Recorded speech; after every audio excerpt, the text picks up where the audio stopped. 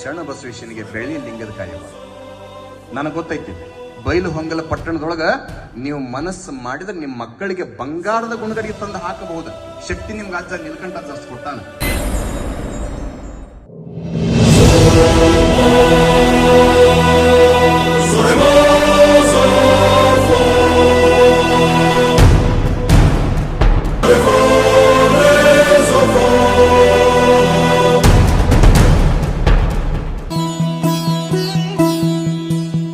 ಮಣ್ಣಿನ ಮಗನು ಇವನು ಕೊಡುಗೈದಾನಿ, ಚಿನ್ನದ ಮಗನು ಇವನು ಅದ್ಭುತ ಜ್ಞಾನಿ.